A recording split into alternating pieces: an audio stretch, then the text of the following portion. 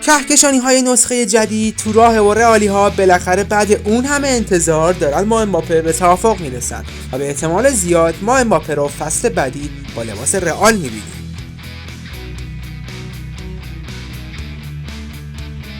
تقریبا 1 ماهی میشه که کیلیان امباپه خبر عدم تمدیدش رو به باشگاه پاریس داده و اونا هم که دیگه از باج دادن به امباپه خسته شده بودن، برای تمدید اون دیگه اقدام خاصی نکردن و اونو جدا شدنی دونستن.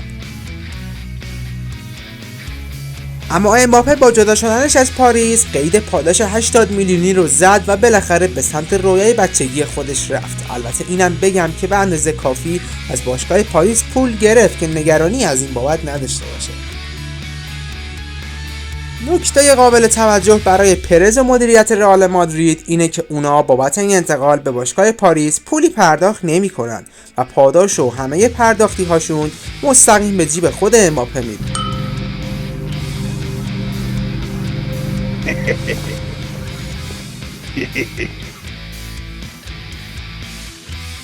جدا از پرونده لاک پشت فوتبال، رئال همچنان با آلفونس دیویس به توافق شفاهی رسیده و احتمال میره که فصل بعدی ما شاهد یک خط حمله فوق سرعتی با ترکیبی از امباپه، دیویس و وینیسیوس باشیم که واقعا برای هر تیمی ترسناکه. اما همونطور که گفته شد فصل بعدی فصل کهکشانی هاست و پرز بعد از 2009 حالا تو سال 2024 میخواد از تیم فوق العاده قدرتمندش دوباره رونمایی کنه.